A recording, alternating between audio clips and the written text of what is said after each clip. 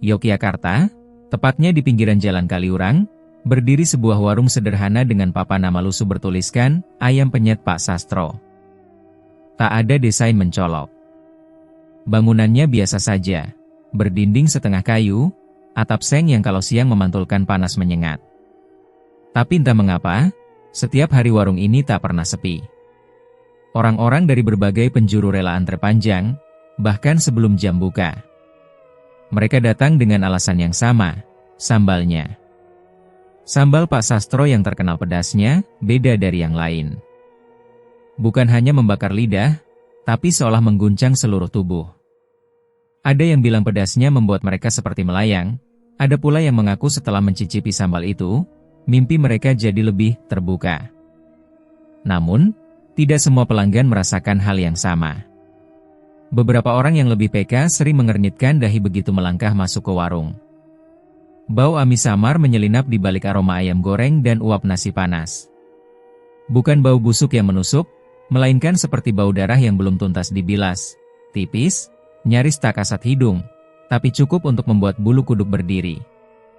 Dapur warung itu berada di belakang, hanya dipisahkan oleh tirai plastik bening. Dari sela tirai, kadang tampak cahaya temaram lampu minyak yang bergoyang pelan, meskipun listrik menyala.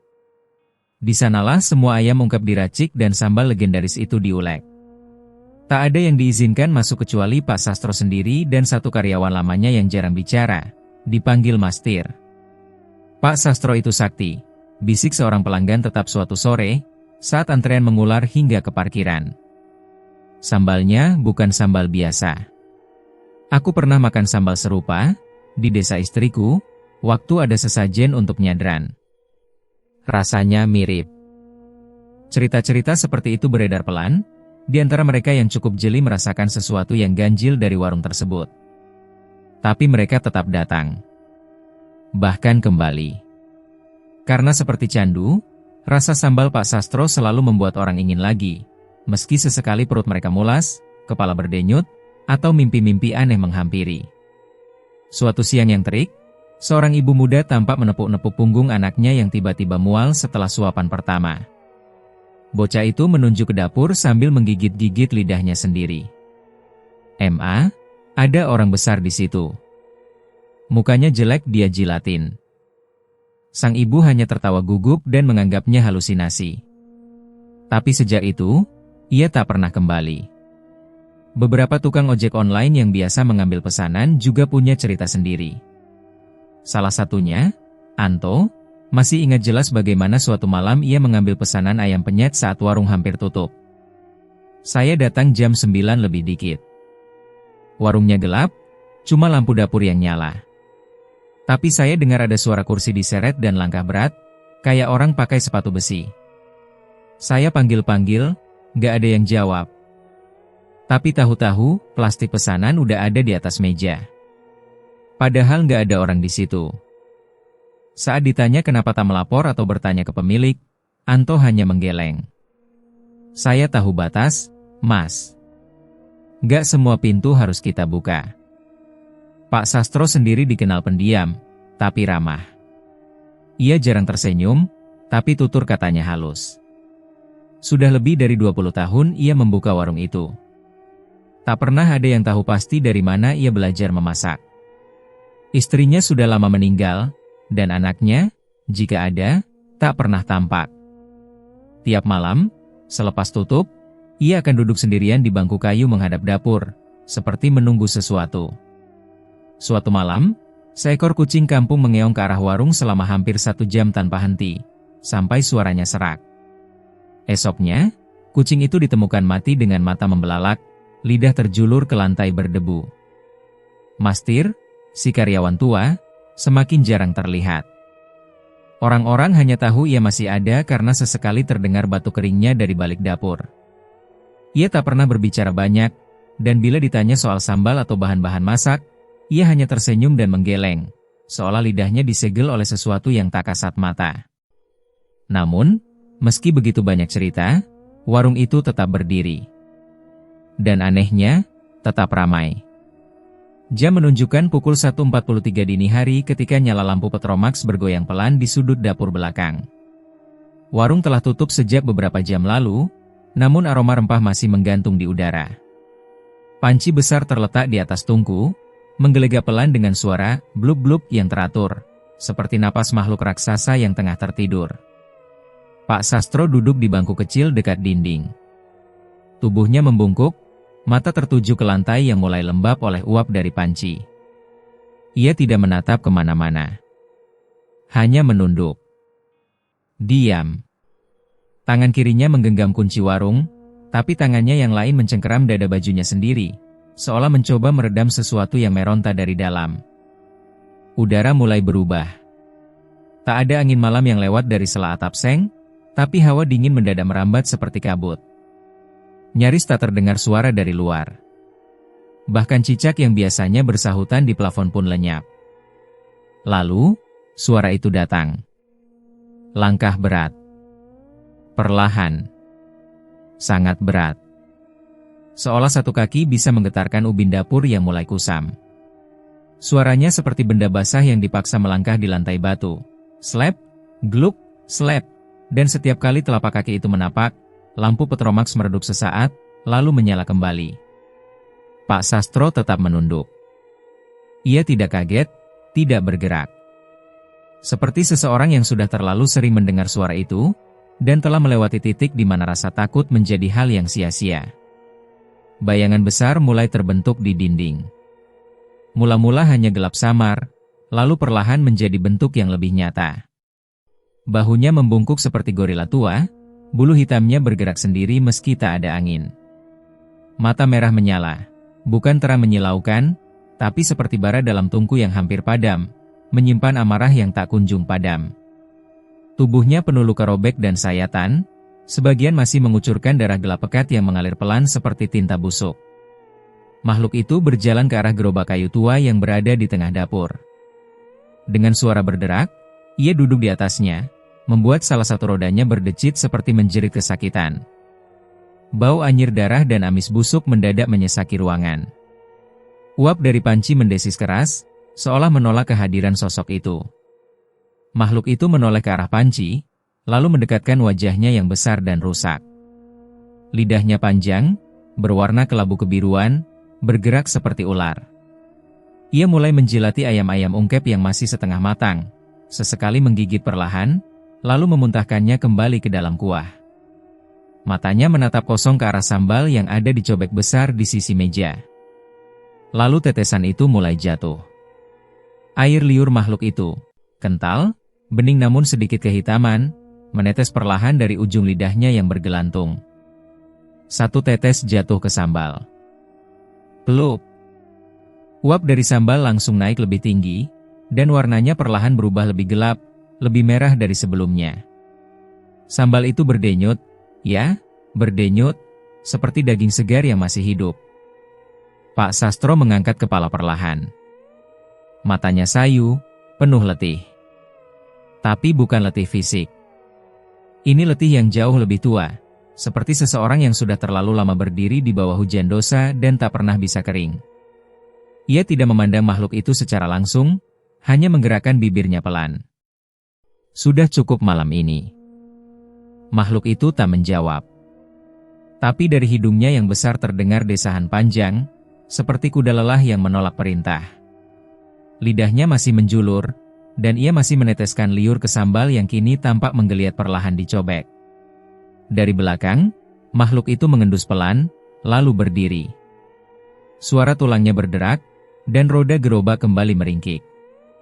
Ia berjalan mundur ke pojok dapur, lalu menghilang begitu saja, bukan dalam ledakan atau asap, tapi menghilang seperti kabut yang ditelan malam. Tidak ada jejak, tidak ada bekas darah, hanya hawa dingin yang tertinggal menggantung. Pak Sastro memejamkan mata sejenak. Ia tahu, ini belum akhir. Tapi malam ini selesai. Dari luar, suara azan pertama menggema. Lamat-lamat, seperti dari dunia lain. Pak Sastro mengambil gayung dan mulai membasuh wajahnya. Air di ember terasa dingin menusuk, tapi ia tetap membasuh, berkali-kali, seperti ingin mencuci dosa yang menempel di kulit. Sambal itu kini tertutup rapat. Akan disajikan esok hari. dan orang-orang akan kembali mengantre, memuji rasa yang beda, menggigil, berkeringat, lalu kembali lagi. Dan di balik dapur, di bawah cahaya petromaks yang kembali tenang, Pak Sastro duduk lagi. Menunggu malam berikutnya. Hari itu mendung menggantung di atas Yogyakarta. Udara lembab, dan angin tipis membawa aroma basah dari dedaunan yang baru disiram hujan semalam. Raka, mahasiswa tingkat akhir jurusan Antropologi Universitas Gadjah Mada, berdiri di pinggir jalan Kaliurang dengan ransel kusut dan wajah yang nyaris kehilangan semangat. Skripsi belum rampung, dosen pembimbing sulit ditemui, dan isi dompetnya tinggal cukup untuk sekali makan enak. Maka saat ia melihat kerumunan orang di depan warung ayam penyet Pak Sastro, hatinya tergelitik. Ini, nih, warung sambal legendaris yang sering dibahas di Twitter, gumamnya sambil menyeberang. Antrean mengular, tapi berjalan cepat. Tak lama, Raka sudah duduk di salah satu bangku kayu panjang yang mulai lapuk. Ia memesan ayam penyet lengkap, pakai sambal yang biasa aja pedasnya, katanya pada pelayan. Tapi si pelayan hanya tersenyum tipis dan berlalu tanpa menjawab. Ketika piring itu datang, aroma panas dan tajam menyentak inderanya. Sambalnya tampak biasa, merah pekat, sedikit berminyak, dan disajikan di atas cobek kecil. Tapi ada sesuatu yang membuat jantung Raka berdebar lebih cepat. Bukan karena lapar. Bukan pula karena takut. Lebih seperti naluri yang berkata, jangan. Namun ia mengabaikannya. Suapan pertama membuatnya terbatuk. Pedasnya menohok, bukan di ujung lidah seperti sambal biasanya, tapi di bagian dalam rongga mulut, di tempat yang selama ini ia tak pernah sadari keberadaannya. Ia berhenti mengunyah. Tiba-tiba, muncul sensasi seperti ada sesuatu di balik lidahnya sendiri. Sebuah permukaan lunak yang tidak pernah ia rasakan sebelumnya, dan kini seperti melepuh, robek perlahan, perih, lalu mati rasa. Wajah Raka memucat. Tubuhnya dingin, meski keringat mengalir di pelipis. Dunia terasa berputar sesaat, lalu mereda. Ia memaksakan diri menghabiskan makanannya, menelan sisa sambal dengan gelas es teh yang kini hambar. Tak seorang pun tampak aneh. Pelanggan di sekelilingnya makan dengan lahap. Beberapa bahkan menyuap sambal lebih banyak dengan wajah puas. Apakah hanya dirinya yang merasakan pedas aneh itu? Di kamar kosnya malam itu, tubuh Raka masih terasa menggigil. Perutnya kembung, tapi bukan karena makanan. Lebih seperti tekanan dari dalam, seolah ada sesuatu yang ingin keluar, bukan dari mulut, tapi dari bawah lidahnya. Ia akhirnya tertidur dalam keadaan setengah sadar, tubuh dibalut selimut meski cuaca masih hangat. Dan ia bermimpi. Dalam mimpi itu, ia berdiri di dapur tua yang dipenuhi kabut. Ada panci besar mendidih dan cobek raksasa di tengah ruangan. Sambal panas menggelegak di dalamnya. Di pojok dapur, seekor makhluk besar duduk membungkuk. Makhluk itu tidak memandangnya. Ia sedang sibuk. Dengan lidah panjang, makhluk itu mengulum sesuatu, seperti daging tipis memanjang, berurat dan basah. Raka baru menyadari apa itu ketika makhluk itu mengangkatnya dan memperlihatkan bentuknya, lidah manusia. Ujungnya tampak bergerak-gerak, seolah masih hidup, berusaha lepas. Makhluk itu menjilatinya, lalu meneteskan air liur dari ujung lidah itu ke dalam cobek sambal. Setetes, dua tetes, sambal itu mendidih semakin keras, mengeluarkan uap merah pekat seperti darah segar. Raka ingin berteriak, tapi mulutnya terkunci. Ia hanya bisa berdiri, menatap saat makhluk itu memandangnya. Mata merahnya membara, penuh luka, penuh kelaparan. Kemudian makhluk itu berjalan ke arahnya, mengendus seperti anjing yang mencari daging busuk. Tepat sebelum makhluk itu menjulurkan lidahnya ke wajah Raka, ia terbangun dengan tubuh basah oleh keringat. Ia duduk terengah-engah, memegangi lidahnya sendiri. Masih utuh. Masih normal. Tapi entah kenapa, ada bagian dalam mulutnya yang terasa kosong. Keesokan paginya, Raka tidak bisa makan. Setiap kali mencoba, rasa nasi menjadi pahit, dan air putih terasa seperti logam. Ia merasa aneh, seolah lidahnya belum kembali sepenuhnya dari mimpi. Pagi itu pula, ia mulai mencatat. Sesuatu dalam dirinya mengatakan bahwa warung itu bukan sekadar tempat makan. Sebagai mahasiswa antropologi, ia terbiasa mengamati, dan insting ilmiahnya kini bercampur dengan rasa takut. Ia mulai menulis ulang kejadian malam itu, lengkap dengan deskripsi mimpi dan rasa yang terluka oleh sambal. Dan ia tahu, ini bukan sambal biasa. Bukan pula mimpi biasa. Ia merasa telah mencicipi sesuatu yang tidak boleh disentuh oleh manusia biasa. Dan sejak malam itu, suara bisikan mulai muncul setiap kali ia mencoba tidur. Hujan rintik turun sejak sore, membasahi jalanan Kaliurang yang lengang. Warung ayam penyet Pak Sastro terlihat sepi malam itu, nyaris tanpa suara selain gemericik air yang menetes dari atap seng tua. Raka berdiri di seberang jalan, memegang jas hujan setengah terbuka. Matanya menatap lekat warung itu, tempat yang telah mengganggu mimpinya selama beberapa malam terakhir. Sejak ia makan sambal sialan itu, sejak lidahnya seperti disentuh sesuatu yang bukan dari dunia ini. Keringat dingin menetes di pelipis meski udara malam cukup sejuk. Di saku jaketnya, terselip tasbih kecil dari almarhum kakeknya, yang dulu mengajarinya membuka mata batin. Dulu ia percaya. Lalu ia meninggalkan semua itu saat masuk kuliah. Ilmu logika, antropologi, dan statistik lebih masuk akal. Tapi kini, ketika mimpi dan rasa bersatu seperti luka yang belum sembuh, ia merasa perlu membangunkan kembali sesuatu dalam dirinya. Sesuatu yang lama ia pendam. Raka menyeberang. Perlahan, menyelinap lewat sisi warung yang dikelilingi pagar bambu pendek dan rumpun pisang. Ia tahu letak dapur di bagian belakang, dan ingat celah kayu bambu yang pernah ia lihat waktu siang dulu, tempat di mana aroma sambal berasal, tempat makhluk itu kemungkinan muncul. Langkahnya pelan. Lumpur menempel di ujung celananya. Tak ada suara selain detak jantungnya sendiri yang berdetak cepat, seperti genderang perang kecil dalam dada. Ia mendekat ke dinding dapur dan berhenti di depan celah yang nyaris tak terlihat jika malam terlalu gelap. Lalu ia melihatnya. Di dalam, cahaya petromax menyala remang. Kabut tipis berputar-putar di udara dapur yang sempit. Panci besar menggelegak seperti biasa. Tapi yang membuat Raka terpaku bukan itu. Di atas gerobak tua, duduk sosok besar, membungkuk dengan punggung penuh bulu hitam.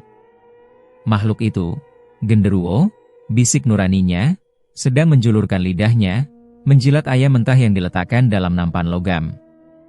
Lidahnya mengkilap, seperti daging ular basah. Tapi lebih mengerikan lagi, makhluk itu tidak makan. Ia seperti meresapi, menghisap sesuatu dari ayam itu, lalu mengalirkannya ke dalam cobek sambal. Air liurnya menetes ke sambal yang masih panas, dan cobek itu tampak bergerak. Raka menutup mulutnya dengan kedua tangan. Tubuhnya mulai gemetar. Tapi matanya tak bisa lepas. Di pojok ruangan, Pak Sastro duduk diam seperti malam-malam sebelumnya. Wajahnya kaku, seperti batu, seolah semua ini bukan hal baru baginya. Lidah makhluk itu berputar. Ia menjilati cobek sekali, dua kali, lalu mendesah seperti binatang yang kenyang. Dan saat itulah, ia mendongak, dan matanya, dua bara merah pekat, bertemu langsung dengan mata Raka. Detik itu juga, dunia runtuh. Raka terhuyung mundur, dadanya seperti dihantam palu besar. Ia muntah tanpa suara, lalu jatuh ke tanah berlumpur. Dunia berguncang, seolah tanah dan langit bertukar tempat. Pandangannya gelap. Ia pingsan. Raka terbangun keesokan paginya di kamarnya sendiri. Tubuhnya basah, bukan oleh hujan, tapi oleh keringat dingin. Ibunya duduk di sisi ranjang, wajahnya cemas. Ia menangis saat melihat putranya membuka mata. 3 hari kamu gak sadar, nak? Badanmu panas tinggi, kamu ngoceh terus, ngomong hal aneh-aneh, ucapnya lirih. Raka hanya bisa menatap langit-langit kamar. Kepalanya berat, tubuhnya lemah. Tapi yang paling menyakitkan adalah rasa kosong di dalam. Lidahnya mati rasa. Tidak hanya yang di mulut, Tetapi yang kedua itu, seolah bagian jiwanya hilang dicuil sedikit oleh makhluk itu. Malamnya, ibunya memaksa membawa Raka ke seorang kiai sepuh di daerah Sleman. Kiai Mustamir namanya. Rumahnya sederhana, tapi suasananya tenang. Di sana, saat Raka duduk di hadapan sang kiai, tubuhnya kembali menggigil. Bahkan sebelum kiai itu bicara, ia merasa hawa yang sangat berbeda menyelimutinya. Kiai Mustamir menatap Raka lama, sangat lama. Lalu ia menghela napas pelan dan berkata, "Matamu sudah melihat sesuatu yang seharusnya tidak boleh dilihat. Mata batinmu dibuka bukan dengan tuntunan, tapi dengan luka. Itu yang membuat rohmu lemah." Raka menunduk. Ia merasa tubuhnya gemetar, bukan karena sakit, tapi karena seluruh bagian dalam dirinya seperti sedang dikuliti dari dalam. Ia tidak paham sepenuhnya kata-kata kiai itu, tapi ia tahu satu hal, ia telah melangkah ke wilayah yang tak seharusnya ia dekati. Makhluk itu tak sembarangan, lanjut sang kiai. Ia tak butuh pujian. Ia tak peduli pada sembahan. Ia hanya butuh dilihat. Dan kamu telah melihatnya. Maka ia mencicipimu juga. Raka menelan ludah, susah payah. Ia tak tahu apakah rasa pahit di lidahnya berasal dari sambal warung itu atau dari ketakutan yang sekarang menetap di hatinya. Sebelum pulang, Kiai Mustamir memberinya sebotol kecil air doa dan selembar kain putih. Letakkan di dekat tempat tidur. Jangan buka. Dan jangan pernah kembali ke tempat itu sebelum waktu yang tepat. Raka mengangguk lemah. Tapi dalam hatinya, ia tahu, pertemuan ini bukan akhir. Ini baru permulaan. Beberapa minggu setelah kejadian Raka, suara-suara sumbang mulai bermunculan dari balik antrean panjang yang biasanya mengular di depan warung Pak Sastro. Tidak lantang, tidak terang-terangan. Tapi bisikan-bisikan kecil itu mulai menebar bau busuk yang tak kasat mata. "Aku semalam mimpi dicekik ayam tanpa kepala," ujar seorang perempuan muda pada temannya, saat mereka mendorong piring kosong ke ujung meja. Bibirnya pecah-pecah, matanya merah seperti belum tidur. Temannya mengangguk cepat. "Sama. Tapi yang kulihat bukan ayam. Ada yang besar. Hitam. Duduk di atas panci. Terus aku muntah, ada darah." Mulanya hanya 1-2 orang yang mengeluh. Tapi semakin hari, keluhannya serupa. Rasa sambal yang terlalu menusuk, mulut yang melepuh meski hanya mencicipi sedikit, demam tinggi, mimpi buruk yang anehnya seragam, makhluk besar, dapur panas, dan ayam yang meronta-ronta meski telah dipotong. Pak Sastro sendiri tetap membuka warung seperti biasa. Ia lebih pendiam dari biasanya, lebih gelap di bawah mata, tapi tetap menyajikan ayam penyet dan sambalnya dengan wajah datar. Gerak-geriknya tak berubah. Namun yang berubah adalah para pelanggan. Seorang pria parubaya, dosen dari universitas swasta di Yogyakarta, dilarikan ke rumah sakit setelah muntah darah sesaat setelah menyelesaikan makan. Diagnosa medis menyatakan infeksi lambung akut, tapi istrinya bersumpah suaminya tidak punya riwayat penyakit. Salah satu kasus yang menghebohkan adalah seorang YouTuber kuliner yang mencoba warung itu untuk konten. Dalam videonya yang kemudian viral, ia sempat bergurau, "Sambalnya kayak neraka, bro. Tapi enak banget." Namun 1 jam setelah video diunggah, ia mengalami kejang di kamar mandi kosnya. Temannya menemukannya tak sadarkan diri, dengan darah mengalir dari mulut dan hidung. Video itu diturunkan, tapi cuplikan-cuplikan pendek tersebar di media sosial. Desas-desus pun tumbuh menjadi gosip liar. Ada yang bilang ayam yang digunakan di warung itu bukan ayam biasa. Ada pula yang meyakini sambalnya dicampur darah.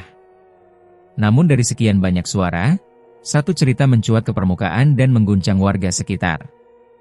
Adalah Wito, mantan pegawai warung yang sudah lebih dari 3 tahun meninggalkan pekerjaannya karena hal aneh yang membuatnya sakit berbulan-bulan.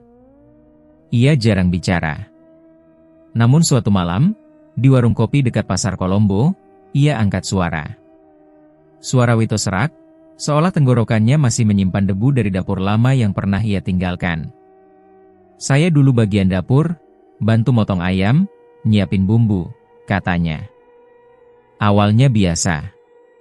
Tapi malam-malam kalau kami lembur, sambalnya bisa mendidih sendiri. Orang-orang di sekitarnya terdiam. Tanpa api. Tanpa kompor. Cobeknya panas sendiri. Sambal merah itu kayak napas. Berembun. Kayak hidup. Seseorang bertanya, "Apa Pak Sastro tahu?" Wito mengangguk. Dia diam. Cuma ngeludah ke tanah, terus bilang, biar dia kenyang dulu. Saya nggak ngerti waktu itu. Tapi suatu malam saya lihat sendiri ayam yang baru dipotong. Udah dipenggal, udah dicabuti bulunya. Masih bergerak waktu mau saya goreng. Kayak meronta, kayak minta tolong. Beberapa orang yang mendengar ceritanya tertawa kecut. Mungkin karena takut, mungkin karena tak percaya. Tapi Wito hanya menunduk, suaranya mengecil, seperti mengaku dosa. Saya mimpi buruk selama 3 bulan setelah itu. Dan tangan saya ini, ia menunjukkan pergelangan tangan kirinya. Ada bekas luka seperti gigitan besar, bekas lama tapi jelas berbentuk tak wajar. Bukan ayam yang gigit itu, katanya pelan. Saya nggak tahu apa. Warung ayam penyet Pak Sastro, yang dulunya bagai magnet bagi penggemar pedas sejati, kini perlahan berubah menjadi bangunan sunyi dengan bau minyak goreng basi yang menggantung di udara. Meja-meja mulai kosong. Antrean tak lagi mengular. Siang hari, hanya 2 atau 3 pelanggan yang datang. Dan malam, waktu yang dulu paling ramai, kini nyaris tak terdengar suara selain derit sendok dan gelas dari dapur. Pak Sastro berdiri di balik etalase kaca yang mulai buram, matanya merah dan sembab karena kurang tidur. Ia menggenggam lap kain yang sama sejak pagi, mengelap meja yang tak perlu dibersihkan, gerakannya seperti mesin usang yang lupa cara berhenti. Wajahnya tidak sekadar lelah. Ada kemarahan yang tak bisa ditumpahkan, dan rasa takut yang terlalu dalam untuk diucapkan. Ia tahu penyebabnya. Ia tahu bahwa orang-orang mulai berbicara. Tentang sambal yang katanya hidup. Tentang ayam yang bergerak di wajan. Tentang kutukan. Tentang makhluk hitam besar yang mungkin hanya dongeng bagi sebagian, tapi nyata bagi dirinya. Tapi yang paling membuat dada Pak Sastro sesak, yang membuat ia mengepalkan tangan di balik punggung, adalah kenyataan bahwa ia sudah memberi, tapi tak lagi menerima. Kurang apa aku? Gumamnya malam itu, dengan suara nyaris seperti desis. Sudah kuberikan kepala, darah, waktu, bahkan rasa ngeri tiap malam. Tapi kenapa malah begini? Ia menendang salah satu bangku hingga terjungkal ke lantai. Makhluk itu. Genderuwo yang dulu datang hampir tiap malam. Duduk di atas gerobak tua di ujung dapur, menjilati sambal dengan lidah kasar, meneteskan sesuatu yang, anehnya, menambah rasa dan membuat warungnya dikenal. Tapi makhluk itu sudah seminggu tidak muncul. Pak Sastro tak tahu kemana dia pergi. Dan warungnya terus sepi. Malam itu, untuk pertama kalinya dalam beberapa tahun, Pak Sastro mencoba memanggilnya secara terang-terangan. Ia memotong daging ayam mentah, tanpa bumbu, tanpa garam, dan melemparkannya ke dalam gerobak yang gelap. Ini yang kau mau, kan? Suaranya keras, menggema dalam dapur. Sunyi. Ia lempar lagi potongan hati ayam. Aku kasih.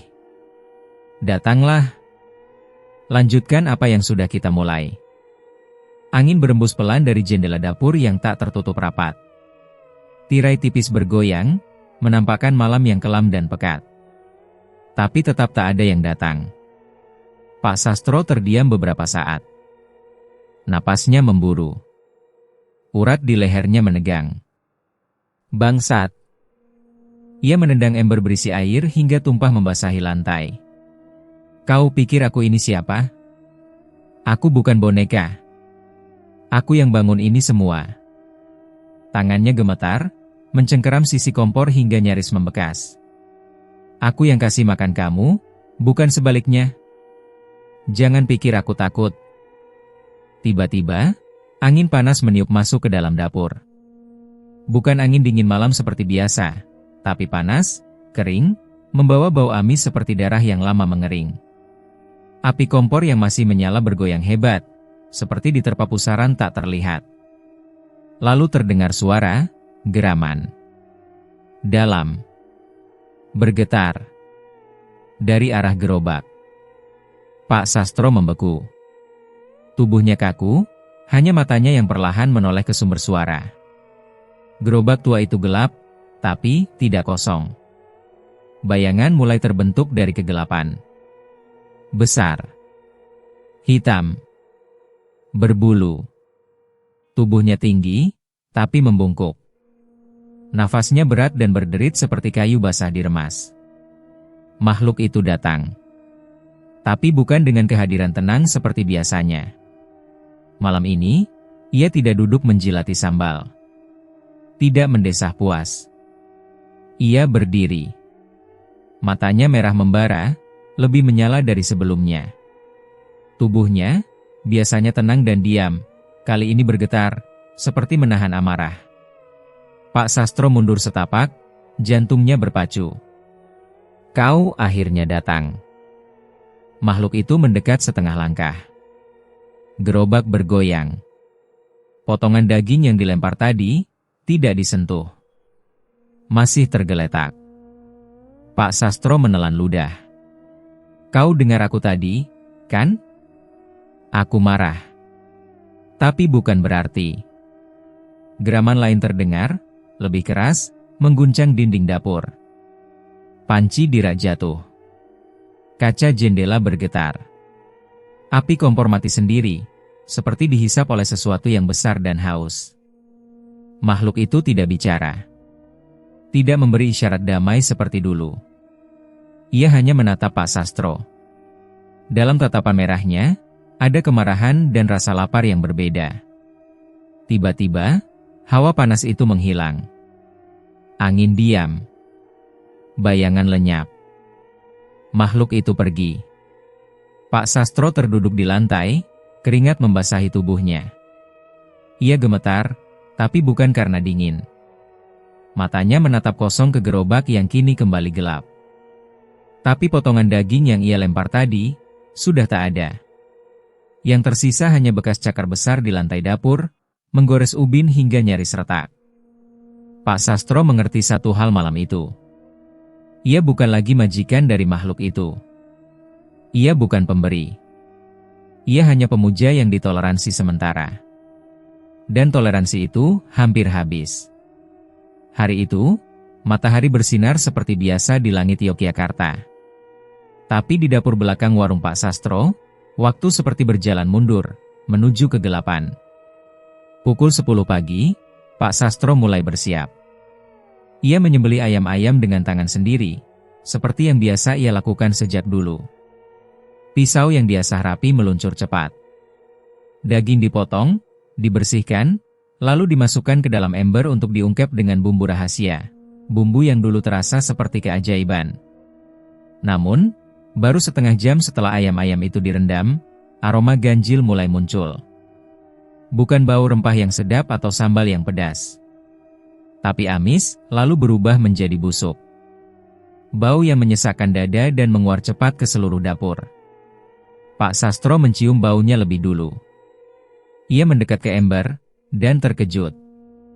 Ayam-ayam yang barusan dipotong kini tampak pucat kehijauan. Permukaan kulitnya melepuh, seperti daging yang membusuk di udara terbuka selama berhari-hari. Bahkan ada yang mulai berbelatung. Apa-apaan ini? Gumamnya. Tangannya gemetar. Ia membuka tutup panci besar tempat ia menyimpan sambal yang baru saja diracik pagi itu. Biasanya, warna merah cabai dan aroma sedap langsung menyambut. Tapi kali ini, warna sambalnya hitam. Pekat. Seperti cairan aspal yang mengental. Dan baunya, Pak Sastro muntah di tempat. Bau itu seperti bangkai yang terendam got dan dibakar bersamaan. Dengan tubuh limbung, ia menyapu seluruh bahan dengan satu gerakan kasar. Ember ditumpahkan. Ayam-ayam jatuh ke lantai, menghantam ubin dengan bunyi basah dan menjijikan. Ia menyeret panci sambal ke halaman belakang. Api disulut. Semua dibakar. Hanguskan. Hancurkan. Teriaknya sambil melemparkan batang kayu ke dalam kobaran api. Tapi api itu bukannya mengeluarkan bau hangus biasa, malah menebarkan aroma yang lebih mengerikan. Seperti daging manusia terbakar. Ada bau rambut yang melepuh, bau lemak terbakar, dan sesuatu yang sangat akrab, bau darah panas. Asap tebal mengepul, dan dari dalamnya, sejenak, Pak Sastro merasa melihat wajah. Sekilas, wajah anak kecil. Terpanggang. Tersenyum dengan mata hitam legam. Ia mundur. Menabrak ember kosong. Jatuh terduduk di tanah. Tidak, ini tidak mungkin. Sementara itu, di ruang makan, hanya satu pelanggan yang datang siang itu. Seorang laki-laki muda, entah mahasiswa atau pegawai. Ia duduk diam sambil menatap meja, menunggu pesanan. Ayam penyet keluar agak terlambat, karena Pak Sastro sempat panik mencari bahan yang masih bisa dimasak. Namun, baru 2 suapan, lelaki itu mulai terbatuk. Wajahnya memerah, lalu pucat. Tangannya memegangi tenggorokan. Ia berdiri, terhuyung. Lalu muntah di lantai. Muntahnya berwarna kehitaman. Bercampur darah. Pelanggan lain yang melihat, sepasang remaja di sudut ruangan, langsung berdiri dan pergi tergesa-gesa. Lelaki yang muntah itu mengerang, matanya berair. Ada yang salah, sambalnya panas, tapi bukan panas biasa, seperti terbakar dari dalam. Saat menoleh kembali ke kuali, wajahnya hampir bertubrukan dengan sesuatu. Bukan manusia. Bukan pula hewan. Tapi wajah besar hitam legam dengan 2 mata merah menyala, dan mulut terbuka memperlihatkan puluhan gigi tajam, seperti duri-duri api. Makhluk itu menghilang dalam sekejap. Seolah hanya bayangan. Tapi cukup dekat untuk membuat Pak Sastro tersentak mundur dan menjatuhkan sendok. Sambal tumpah ke ubin. Menyebar seperti darah. Ia terhuyung ke sudut dapur, tubuhnya menggigil hebat. Tangannya menutup wajah. Tapi dalam pikirannya, gambaran tikus yang meleleh, dinding berdarah, dan wajah setan itu berputar terus. Aku minta maaf. Ucapnya. Aku minta maaf. Ia ulangi. Tapi kali ini, bahkan penyesalan pun tak mengubah apa-apa. Dapur itu kini bukan lagi ruang untuk memasak. Ia adalah ruang pemujaan. Tempat kutuk dituang ke dalam sambal. Tempat dosa direbus bersama ayam. Tempat pengorbanan dimulai, dan kini, perlahan, menyentuh batas terakhir. Pak Sastro mengangkat wajahnya yang basah oleh keringat dingin. Di hadapannya, sambal dalam kuali kembali mendidih sendiri. Namun bukan suara didih air biasa. Tapi suara yang menyerupai rintihan manusia. Pagi itu, langit Yogyakarta kelabu. Matahari seakan enggan menampakkan wajahnya, tertutup awan berat seperti kapas kotor yang menggantung. Jalanan masih lengang, hanya sesekali terdengar suara klakson jauh dan langkah tergesa para pekerja yang buru-buru mengejar waktu. Di dalam warung yang mulai ditinggalkan pelanggan itu, Pak Sastro berdiri terpaku di depan etalase kosong. Matanya cekung, tak tidur semalam. Tubuhnya gemetar, tapi bukan karena dingin. Ada semacam kegilaan tenang di wajahnya, campuran keputusasaan dan tekad yang telah melewati batas. Plastik hitam besar ia jinjing di tangan kiri. Di dalamnya, bungkusan daging ayam terakhir yang berhasil ia simpan. Di tangan kanan, kantong plastik bening berisi sambal berdarah yang ia buat semalam. Sambal itu kini tampak lebih kental, warnanya menghitam seperti darah tua yang beku. Ia melangkah keluar tanpa mengunci warung. Tak lagi peduli pada warung itu, atau apapun di dalamnya. Tujuannya pagi itu sederhana. Mengantar bahan terakhir ini ke dapur kecil tempat ia biasa menitipkan masakan jika sedang terlalu lelah. Ia ingin mencoba memasak sekali lagi. 1 kali terakhir. Mungkin bisa membalikkan kutukan ini. Mungkin bisa mengembalikan apa yang telah hilang. Ia menaiki motor tuanya. Perlu beberapa kali menyalakan mesin motor sebelum benar menyala, lalu melaju pelan ke arah selatan, menuju Jalan Gejayan. Udara pagi menyengat wajahnya. Tapi Pak Sastro nyaris tak merasa apa-apa. Di belakang jok motornya, plastik berisi sambal dan ayam bergoyang pelan. Tak ada bau harum. Tak ada cita rasa. Hanya aroma besi dan amis yang menusuk, menggantung di udara seperti pertanda buruk. Sampai ia tiba di perempatan Gejayan. Lampu lalu lintas masih hijau ketika ia mendekat. Tapi dari arah kiri, sebuah truk besar meluncur terlalu cepat.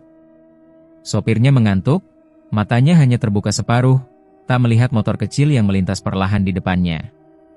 Dalam 1 detik panjang, roda raksasa itu membelok dengan keras dan menghantam Pak Sastro dari samping.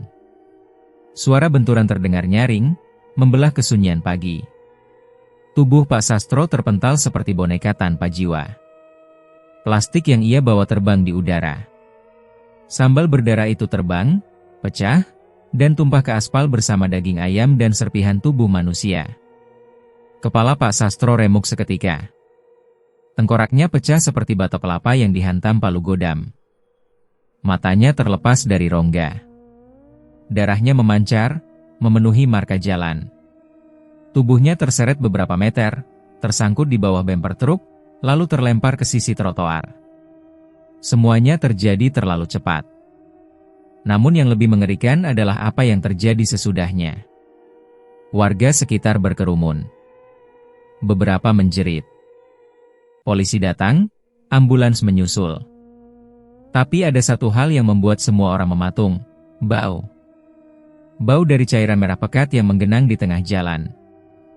Awalnya dikira darah. Tapi semakin lama, bau itu tak seperti bau darah manusia. Bau itu lebih seperti bau basi bercampur bangkai. Seseorang yang mencoba mendekat tergelincir karena cairan licin itu. Tangannya tak sengaja menyentuhnya, lalu segera melepuh, seolah tersiram air mendidih. Gila! Ini bukan darah biasa. Seru salah satu saksi yang muntah di tempat. Potongan ayam tercampur daging manusia tak bisa lagi dibedakan. Sebagian sudah hangus karena gesekan aspal dan panas truk. Namun satu hal yang membuat semua orang diam membeku. Di antara genangan darah dan sambal itu, ada lidah. Panjang. Seperti lidah manusia. Tapi terlalu lebar. Terlalu tebal. Lidah itu masih bergerak, seolah bergetar dalam sisa-sisa hidup. Polisi mengira itu hanya refleks otot. Tapi seorang pemuda yang lewat, yang mengenali warung Pak Sastro, menggigil sambil berbisik. Itu, lidah genderuwo. Tak ada yang menjawab. Tak ada yang berani menyentuh apapun lagi. Setelah mayat Pak Sastro dibawa ke rumah sakit, truk diamankan, dan lalu lintas kembali dibuka, aspal tempat kecelakaan itu dibersihkan. Tapi meskipun sudah disemprot berkali-kali, bekas cairan merah itu tetap meninggalkan noda gelap. Seperti terbakar. Tak hilang. Menyerap ke dalam pori-pori jalan. Beberapa hari kemudian, para ojek online yang lewat mulai menghindari jalur itu. Ada yang merasa bannya seperti menempel saat melewati perempatan. Beberapa mengaku mencium bau sambal pedas mendadak, meski tak ada makanan di dekat mereka. Warung Pak Sastro kini tak lebih dari bangunan kusam yang seolah lupa waktu. Sejak kecelakaan tragis itu, tak ada satupun yang berani membuka pintu atau menyentuh apapun di dalamnya. Tirai kayu dibiarkan tertutup rapat. Tanaman liar mulai menjalar dari sela-sela lantai semen yang retak, dan ket tembok mengelupas pelan seperti kulit orang tua yang usang. Tapi yang paling membuat warga tak tenang bukanlah bangunan itu, melainkan gerobak tuanya, yang kini berdiri miring di sisi warung, tepat di bawah pohon randu besar yang menghitam karena jamur. Gerobak itu terbuat dari kayu jati yang dulu kuat, kini lapuk dan memudar. Roda besinya sudah berkarat, tapi anehnya masih berputar sendiri saat malam tiba. Tak ada angin. Tak ada orang. Tapi suara roda berdecit pelan kerap terdengar, membuat bulu kuduk berdiri bagi siapapun yang kebetulan lewat tengah malam. Seorang bapak penjual gorengan yang biasa mangkal tak jauh dari situ mengaku pernah melihat sesuatu yang membuatnya berhenti berjualan selama seminggu. Malam itu, saya lihat gerobaknya goyang sendiri, katanya lirih. Lalu ada suara tetesan. Kayak air. Tapi kental. Lengket. Pas saya dekatin, aromanya, ia menelan ludah, wajahnya pucat. Sambal basi. Tapi ada amis kayak darah. Beberapa anak muda yang iseng mencoba mendekat, berbekal senter dan rasa penasaran khas remaja kota, menyesal seketika. Mereka tak menemukan apa-apa saat pertama kali menyorotkan cahaya ke dalam gerobak. Tapi ketika salah satu dari mereka mengarahkan lampu ke sisi bawah, ada sesuatu menetes. Merah. Pekat. Dan saat tetesan itu jatuh ke tanah, tak mengering. Malah seperti meresap ke dalam tanah dan memunculkan bau anyir yang menusuk. Salah satu dari mereka, Didi, bahkan jatuh sakit keesokan harinya. Lidahnya melepuh, demam tinggi, dan malam-malamnya dipenuhi mimpi buruk tentang makhluk besar yang menjilati wajahnya. Cerita itu menyebar cepat. Tapi tentu saja, tak semua percaya. Namun yang membuat cerita Raka semakin menguat adalah kesaksiannya sendiri, yang disebarkan lewat unggahan anonim di forum-forum lokal. Ia menceritakan semua yang ia alami, dari pertama kali mencicipi ayam penyet, sampai penglihatannya tentang makhluk hitam di dapur warung. Ia tak menyebut nama, tapi warga sekitar tahu. Cerita itu terlalu dekat, terlalu tepat menggambarkan apa yang terjadi. Sebagian orang menyebut Raka gila. Tapi ada juga yang mulai menyambungkan titik-titik kecil yang dulu mereka abaikan. Tetangga Pak Sastro yang sering mendengar suara orang menggeram tengah malam, atau anak-anak yang mengaku mencium bau aneh dari warung setiap malam Jumat Kliwon. Raka, yang kini menetap di rumah ibunya di Sleman, memilih diam. Ia tak lagi aktif di forum apapun. Kiai yang dulu menanganinya bahkan sempat mengatakan bahwa sambungan batin antara Raka dan apa yang ia lihat belum sepenuhnya putus. Namun dari lubuk hatinya, Raka tahu. Kutukan itu belum selesai. Mungkin tak akan pernah selesai. Sebab yang menjadi bahan utama bukanlah ayam atau cabai, tapi keserakahan. Dan keserakahan, jika sudah menyatu dengan nafsu dan darah, tak bisa dibersihkan hanya dengan air suci atau doa. Ia akan terus menetes. Setiap malam. Dari gerobak tua yang dibiarkan terlalu lama menyimpan rahasia neraka.